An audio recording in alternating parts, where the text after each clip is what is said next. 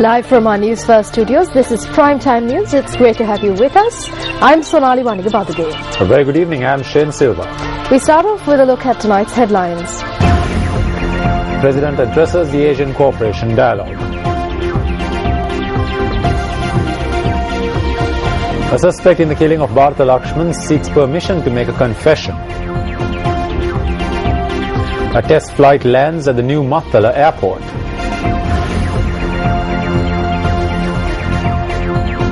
And a clash breaks out after a rugby match at the Air Force grounds in Ratmalan. On to your news in detail. The Civil Aviation Authority says that a test flight landed successfully at the Mattala airport in Hambantota today. The authority noted that the test flight touched down at 12:38 p.m.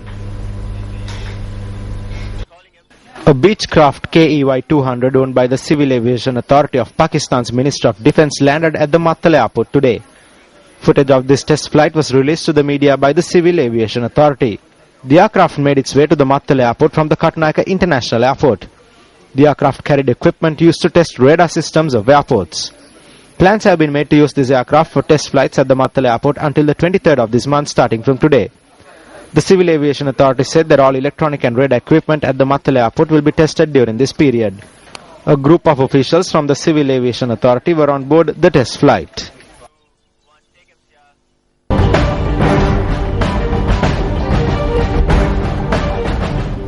President Mahinda Rajapaksa arrived in Kuwait last night to attend the Asian Cooperation Dialogue Summit.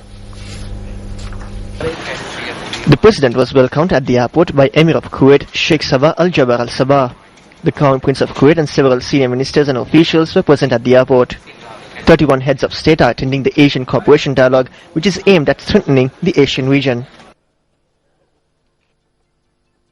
The President's Media Coordinating Secretary Vijayananda Hewat said that President Mahinda Rajapaksa addressed the summit today. He noted that the President had emphasized on the importance of protecting the independence of the Asian region from various challenges. The President has also said that the continent of Asia could be uplifted by focusing on the culture, friendship and human resources unique to the region.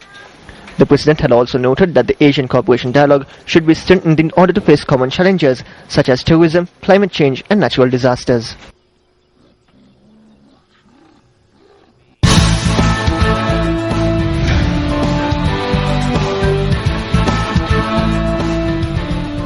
The United National Party convened a media briefing in Colombo today. General Secretary of the party, Tissata Naika, expressed the following views regarding the rally that is to take place at Hyde Park on the 18th. කුට්ටාධිකාරී මණ්ඩලය තීරණය කෙරුවා 18 වෙනිදා පැවැත්වෙන ඒ hide Park රැස්වීමට එක්සත් ජාතික පක්ෂයේ කිසිදු සමාජිකයෙක් සහභාගී නොවිය යුතුයි. The working committee decided that none of the UNP membership should attend the rally on the 18th at Hyde Park. We had to take up this position because various views were expressed about this rally. The main intention of the United National Party is to act as a joint opposition against the government and already several parties have come together to form this joint opposition with the UNP. Various programs are being discussed with these parties and invitations have been extended to other parties to come into this joint opposition. In such a scenario, if there is another political movement that is being formed with different objectives that are harmful to the United National Party, there is no way we can agree to it. නොවි ඉන්න කණ්ඩායම් වලට අපේ ඒකාබද්ධ විපක්ෂය සඳහා එකතු වෙන්න විපක්ෂයේ UNP parliamentarian Karu Jayasuriya has written to party leader Ranil Wickremesinghe regarding the rally to be held on Thursday at Hyde Park in Colombo. In his letter, MP Karu Jayasuriya has requested party leader Ranil Wickremesinghe to reconsider the decision taken by the UNP Working Committee to restrict party members from taking part in the United Bhikkhu Front rally on the 18th. Karu Jayasuriya points out that he was disappointed to learn of the party's Working Committee decision to restrict members of the UNP from attending the rally. Jayasuriya has emphasized that he disagrees with the Working Committee's decision on the matter. Karu Jayasuriya says in his letter that the United Bhikkhu Front has called upon all political parties that have expressed a desire to abolish the executive presidency to come together on a common platform, adding that the opposition leader too is aware of this. Karu Jayasuriya also notes that when the United National Party backed former Army Commander Sarath Fonseca as the common opposition candidate at the 2010 presidential election, the abolition of the executive presidency was the key policy of that candidate. Jayasuriya states that he believes that as the main opposition party, the UNP should stand up for the establishment of democracy and halt the government's march towards a dictatorship. The letter also notes that an open invitation has been issued to join the United Bhikkhu Front's platform to fight for this goal. Jayasuriya notes that as the UNP too has continuously stood against the executive presidency, and since the party had not informed its members of a change in stance, he had decided to participate in this rally with a group of opposition politicians. In the letter, Jayasuriya also says that Ranil Wickremesinghe should be in the forefront of this battle as the opposition leader and the leader of the single largest political party in the country. Jayasuriya also noted that while he is an opposition representative, first and foremost, he is a UNP member. Jayasuriya points out that the views of the parliamentary group should also be taken into consideration in this regard. In his letter to Wickremesinghe, MP Jayasuriya notes that if the working committee members were allowed to express their own views as persons who think fairly and correctly, they would see the importance of the UNP participating in this struggle, and they would also observe that failure to do so would only strengthen the government. Jayasuriya has told Wickremesinghe that if there is no time to inquire into the views of party seniors on this matter, that he take measures to bring the UNP to this platform on a later date. Jayasuriya states that this is because this struggle is not one which will commence and conclude on the same day. In related news, the movement to protect the UNP and trade unions has also addressed a letter to the leader of the United National Party.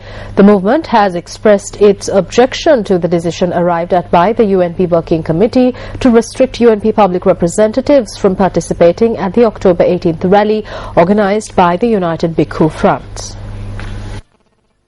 The letter bearing the signature of the General Secretary of the movement, Lal Pereira, states that when he saw the decision stating that disciplinary action will be taken against party members who violate this order, he remembered leaders such as Idi Amin, Bokassa and Hitler who came into power in the name of democracy and then proceeded to destroy countries.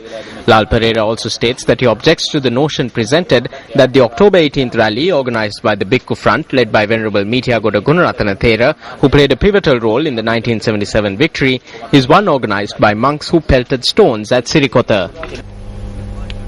In another story that made the headlines tonight, a suspect in the killing of 4 people, including Bharta Lakshman Premachandra, has requested permission from court to make a confession. The request was made when the inquiry was taken up before Colombo Additional Magistrate Prasanna Alves this morning. Responding to the request, the additional magistrate told the suspect to think about it thoroughly before making a confession. The suspect said that he had made up his mind about making a confession. Attorney-at-law Upul Kumara Peruma, appearing on behalf of the Premachandra family, told court that a year has passed since the incident took place. While pointing out that the CID had concluded investigations into the incident and informed court about it, the counsel wished to know as to why the chief suspect in the case, MP Duminda Silva, has not been arrested as yet. Responding to this, ASP Shania Besekwa from the CID informed court that even though investigations have concluded, the Attorney General has not issued instructions on the course of action to be taken. The court, after considering the submissions of both parties, further remanded the suspects until the 30th of this month.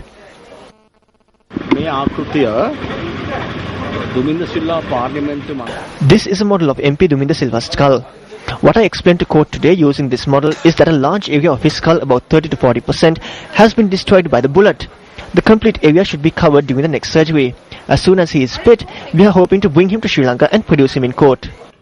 මෙතන තියෙන ප්‍රශ්නේ අපේ පැත්තෙන් ඉතුරු වෙච්ච එකම එක පුද්ගලයා තමයි ගාමිණී MST එකෙන්. The problem is that the only person left on our side is Gamini from the MSC. If they could arrest him while he was on a bed receiving treatment, we don't see why Duminda Silva, who is a suspect just like him, cannot be arrested. I wish to ask as to why medical reports and doctor's permission is required to arrest him. කැමති. අපි බාරත Lakshman ප්‍රේමචන්ද්‍රගේ family එක විදියට When looking at how these investigations are proceeding, as the family of Bharat Lakshman Premachandra and the children of M.Y. Premachandra, we have to say that we cannot expect anything from this government. We will fight until justice is done. අපි මේකට යුක්තිය හා සාධාරණ ඉෂ්ට කරනකම් අපි සටන් කරන්න ලෑස්ති මේ වරප්‍රසාද සහ වරදාන දීලා No aggrieved party will receive justice if privileges are granted to certain people. Justice must be ensured for the person who died. If someone is trying to absolve themselves of sin by having pujas and making statements on TV, then that is a joke. That is not what is required. What the people need is the rule of law and a fair system, not the jokes that we see. රූපවාහිනියේ ප්‍රචාරය කළා තමන් ටිකක් පවුස් සෝද ගන්න කෙනෙක් උත්සාහ කරනවා නම් ඒක මං හිතන්නේ ඒක හරි විහිළුවක්. In other local news, construction work on the Manmunai Bridge and Causeway in Batiklo commenced this morning under the auspices of Minister of Economic Development Basil Rajapaksa. The project will see the construction of a new bridge linking the Batiklo and Amparo districts, replacing the ferry which is currently in operation in Mawari Munmari. Both the government and the Japan International Cooperation Agency are funding the construction of the bridge and causeway, which is estimated to cost 1.87 billion rupees. Construction is expected to be completed in 2014. Japan's ambassador to Sri Lanka, Nobuhito Hobo, was also present at the occasion.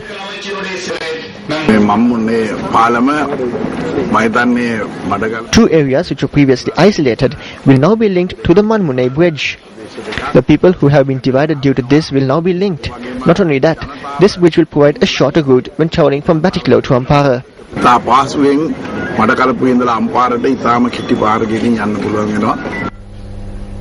The Galle Harbour Police and the Tangol Police have begun a search operation for 3 fishermen who went missing from a fishing vessel. The multi-day fishing vessel Thejan had set off to sea on the night of the 14th from the Kudawalla fishing harbour. The vessel, which had been purchased recently, was on its 3rd fishing trip. The fishermen aboard the vessel said that after sailing for about an hour, the skipper had suddenly stopped the vessel and had radioed somebody. A short while later, a group had arrived on the motorboat and attacked those on board the fishing vessel, pushing them overboard. 2 of those who were thrown into the sea were rescued by a passing merchant vessel. Later, they were admitted to the Karapitia Teaching Hospital after being handed over to the Navy.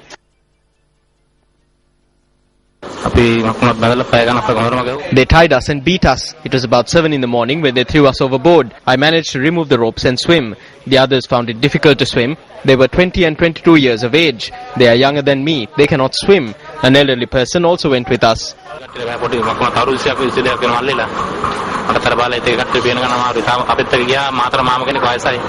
L.Y. Roshan, who is receiving treatment, says that the skipper of the vessel was involved in the incident.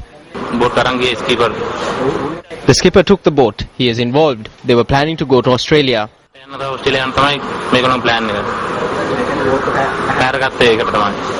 Suranga Anil Galappatti, who is also receiving treatment in hospital, says that around 10 men arrived on the other vessel and assaulted them.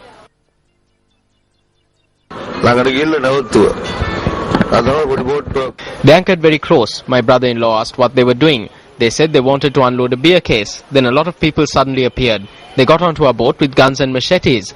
There were about 10 of them.